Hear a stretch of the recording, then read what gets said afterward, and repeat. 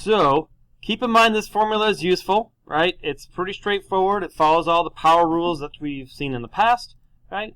And right here, cube root of 8. And as we already know, we're going to have 3 solutions here, right? Yeah, so we're looking for 3 solutions to this. Right? One of them you probably already know, right? If you were asked to find the cube root of 8 and you stuck it in the calculator, it would tell you the answer's 2. So as we're doing this, you can kind of predict, all right, I should get this answer plus 2 more, right? So how are you going to start this? Well, think about, well, what is 8 if you graph it, right? Because the polar or trigonometric form is all about what it looks like on the circle, right? The circle here. So we have 8, and you want to think about this as 8i. This is the most common step that people kind of like don't know how to start these, that they don't know to graph it. If you graph it and then you're asking for 2 things, what is r, right, and what is theta. If you graph it, it's much easier to see what r is and what theta is. Even if it might be, obvious to some, it's nice to see it. So question 1, what is the radius if we're plotted here at 8? Because remember, it's 8 plus 0i. So what is the radius? Meaning, what's the distance from here to here? 8. Yeah. And what is this angle? 0.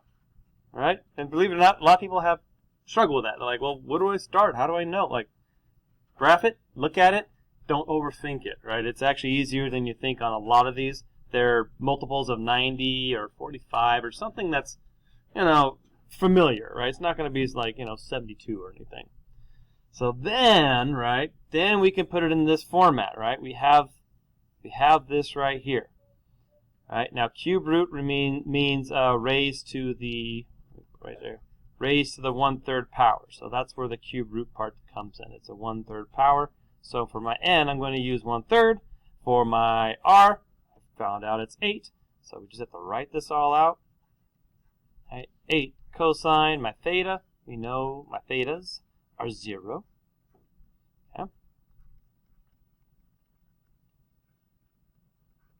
1/3 power. So according to the formula here, we're going to do r to the n, right? So it's 8 to the power of 1/3. And then we're going to multiply n times each theta. Now it's nice it's 0, so that means it's 1/3 times 0 and 1/3 times 0, which come out to be 0. I'm going to write that out regardless, just to show it, so that way if theta happened to be not 0, you still know what to do in your steps. And no more exponent, right? The exponent's gone. 8 to the 1/3, or the cube root of 8, we already know it's 2.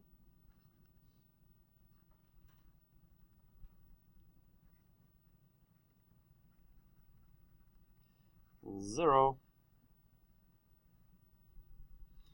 All right, now this is simplified. Now this is where I can start solving and actually getting my answers. Okay, so what we denote these sometimes as z, like solution 1 is going to be this. So we can go through and say, well, this is 2 times cosine of 0, which is 1, sine of 0, which is 0, and then you're going to distribute these, and as you can see here, you get 2 plus 0i, which is just 2. Which is, we expected that, right? Remember, this means 2 to the 3rd power does equal 8, right? That's what this 2 means. We found something the 3rd power equals 8, so we already knew this answer would be popping up. But now we have 2 more, right? We're not going to stop and say, we're still in Algebra 1 or Geometry or Junior High and say, look, I found the answers. We're going to keep on going. We know there's 2 more. All right, so we have a second one called Z2, right? And we have this angle of rotation, right? So we know there's 3 answers total, starting at 0. So we have to say, well, I have to be able to rotate around this, right, and get back to where I started. And I have to rotate equal increments, right? So that means my rotation needs to be equally divided along the whole circle, which is 360. Which means I need a new solution every 120 degrees. So that means if I start at 0, I have a solution at 120, right? And if I go another 120, I'll have a solution at 240. So these are all equal amounts. And you actually saw that in the video. They're actually 120, 120, 120. Every time you have 3 solutions, it's always 120. All right? So we just do it again. But this time it's going to be 120 more. So we got cosine 120 and I sine 120. Here's where that unit circle comes in. All right. Can you get the cosine and sine of 120 without looking? This is where it's easy or not. All right. Not based upon this assignment, but based upon second week of school assignment.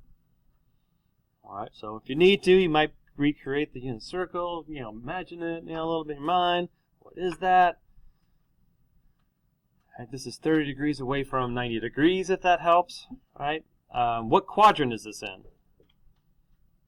Yeah, it's in quadrant 2. So we know the cosine should be negative, the sine should be positive. A lot of the same questions since, second week of school, we're still asking those to make sure. So I know here I should have, what, negative 1/2? Positive root 3 over 2i.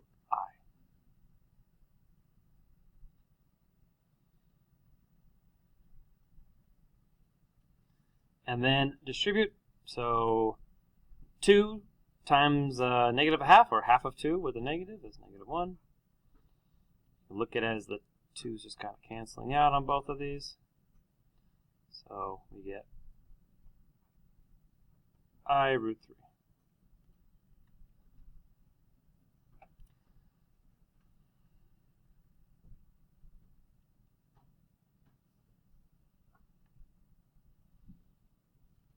And then we got our third. Again, that's going to be another 120 degrees down here, third quadrant, both negative. 20. And here's where a little information from, I guess this would be Algebra 1 or maybe Algebra 2. That if you're doing this algebraically, you would get, well, let me put it this way. We get negative 1/2 once again. But now the sign is negative as well, so instead of positive root 3 over 2, it's now minus root 3 over 2.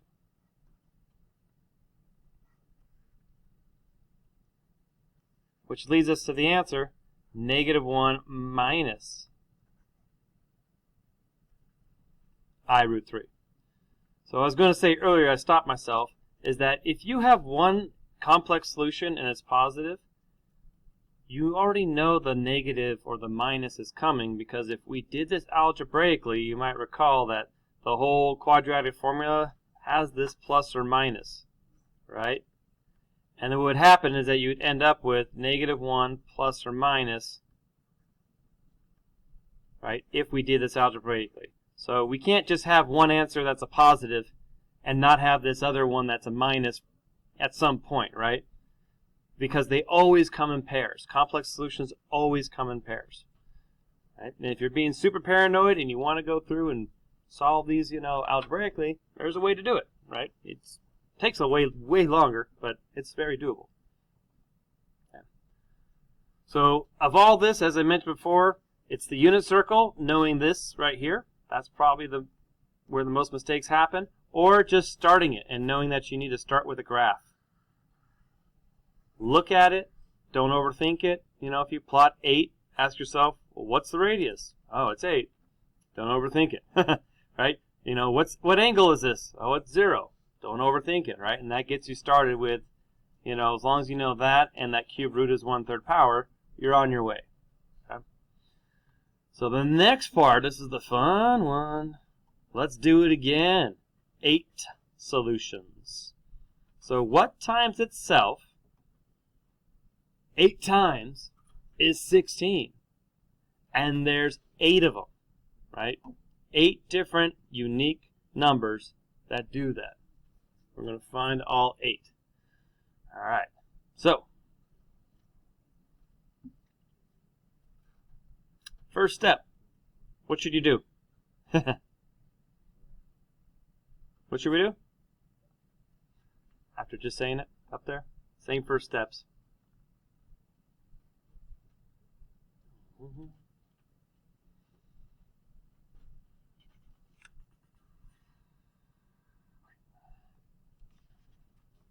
All right, let's go back up here. What do we do first up here?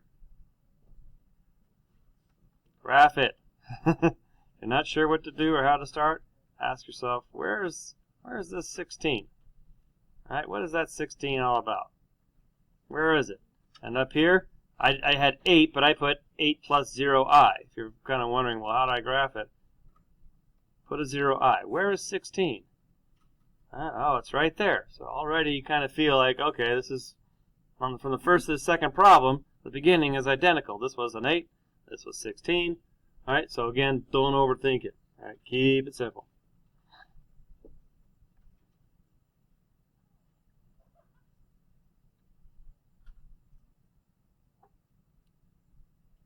All right, so we have radius 16, theta is 0.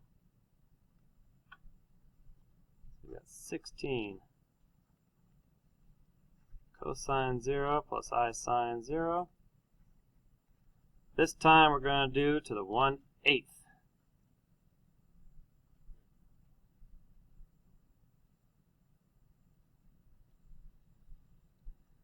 All right, so very similar to before, we got 16th to the 1/8, and it's going to be 1/8 times 0, 1/8 times 0, right? Going back up here, it was 1/3 times 0, 1/3 times 0.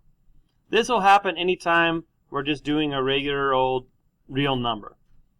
You'll have an angle of 0. But if this was like 8 plus 2i, it won't be zeros, obviously. That doesn't have an angle of, 0. But we're just starting with simple, regular old numbers with nothing imaginary. Yeah, we do get that.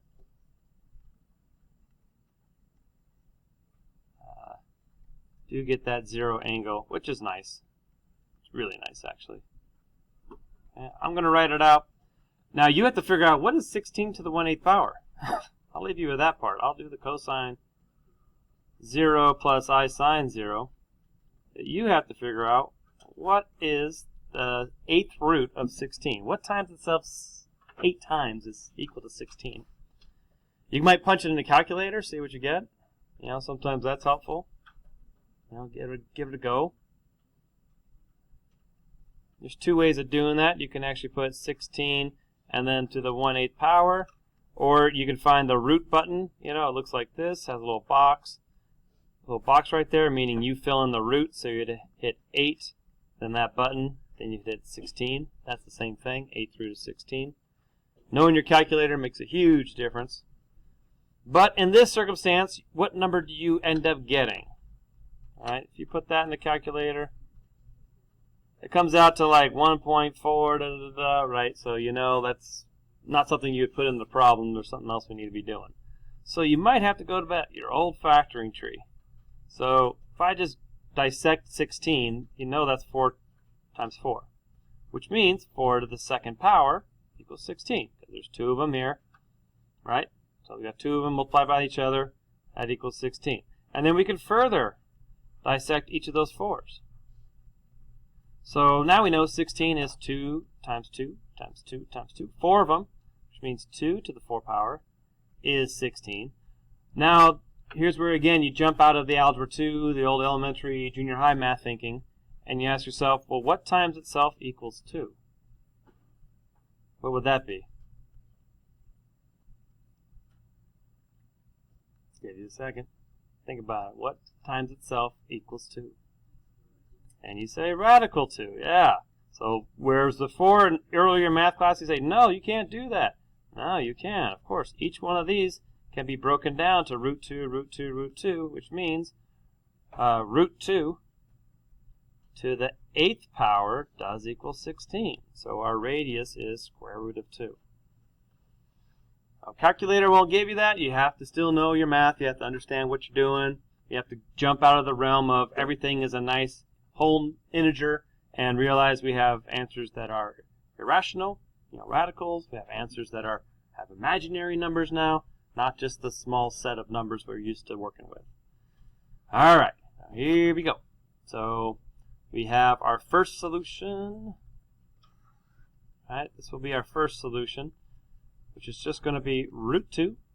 Cosine of 0, still 1. Sine of 0, still 0.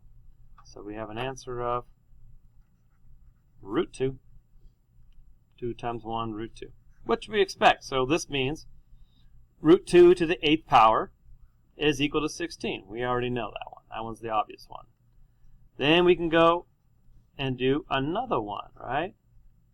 However, what's the next increment? If we have 8 solutions total, it was in the video, if we have 8 solutions total, starting at root 2, we're going to have to go here, 1, 2, 3, 4, 5, 6, 7, 8. We have to go all the way around in 45-degree increments, right?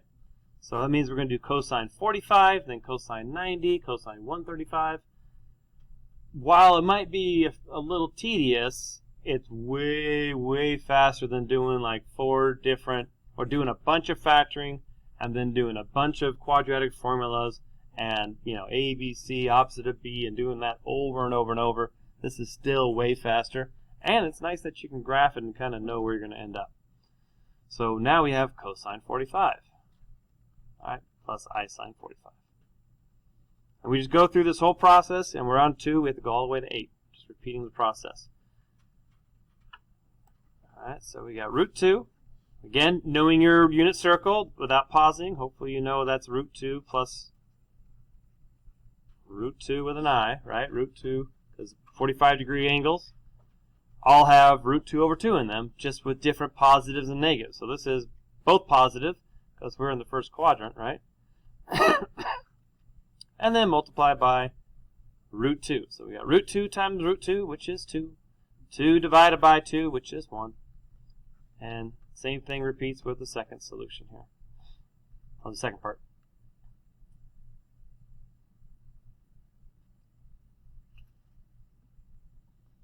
So that means that over here, this is 1 plus I. Just 1 plus I. And then we could say our third solution, another 45 degrees, please. We go from 45, then we go to 90.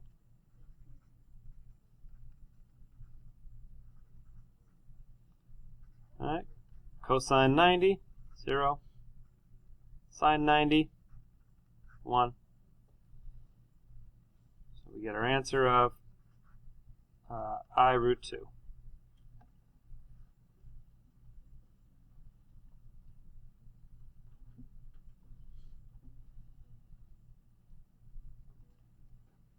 All right, just keep on going round and round.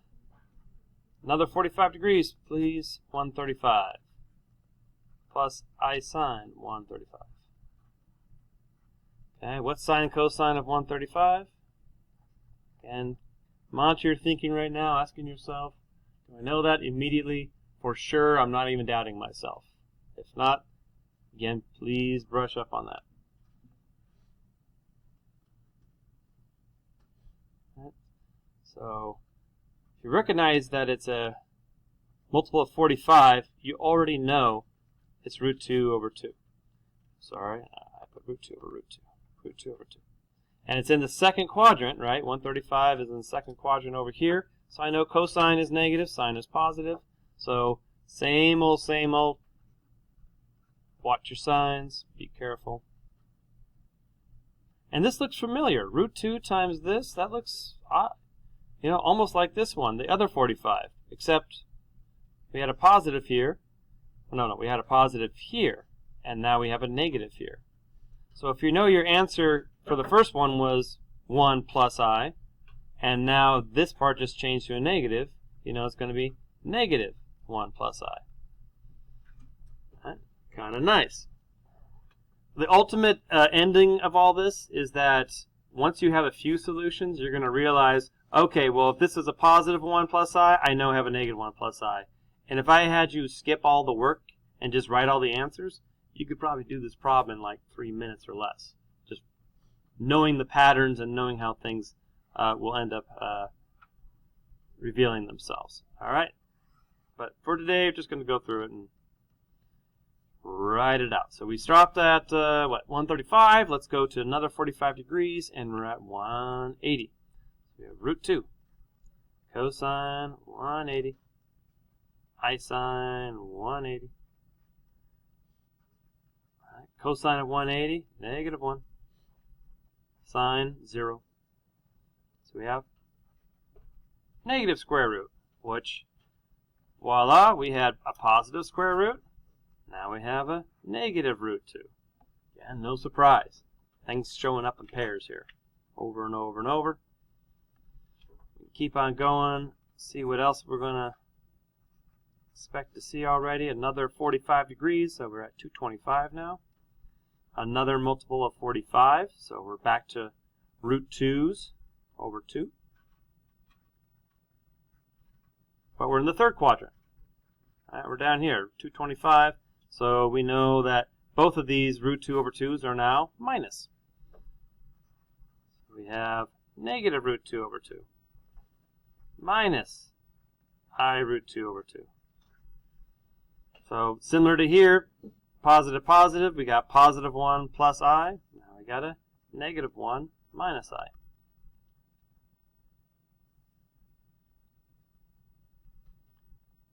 Okay, and almost to the end. Seventh solution, another 45 degrees. We have cosine of 270. So we're facing straight down. And our cosine of 270 is, negative, no, 0. Yeah. And minus 1i. So we get negative I root 2. I'm trying to write these somewhat close to each other, but right over here, our third solution was positive I root 2. And we had a negative I root 2.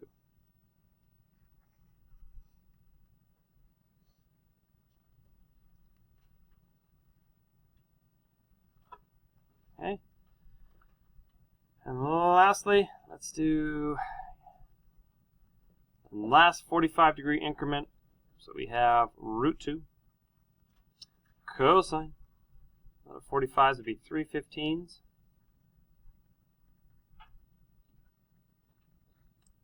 So we have a root 2 back to my root 2's and I root 2's, but we're in the fourth quadrant. Right? Fourth quadrant. Cosine is positive, x is positive, y is negative. So cosine's positive, y is negative. So for the last time, we have positive 1 minus I. So we had a positive 1 plus I, conjugate, positive 1 minus I. We had a negative 1 plus I. We had a negative 1 minus I. It's just beautiful. I don't know if you appreciate it yet, but it's just beautiful.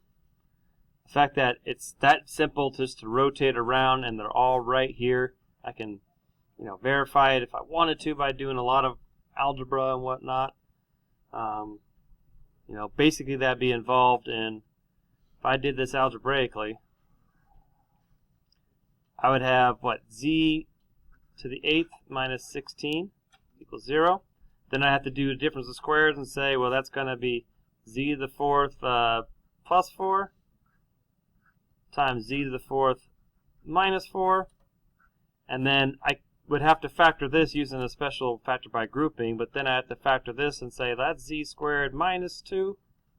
This is z squared plus 2. All right? Every single one of these is another quadratic formula to solve. Right? And this one, you actually break it up into 2 of them, and that's, if you solve all 4 of those, that's how you'll come up with the 4 pairs of numbers. Right? 4 pairs of complex, or 3 pairs of complex numbers, plus the plus or minus root 2. That would show up in this one right here. Z squared minus 2. That's where that would come from.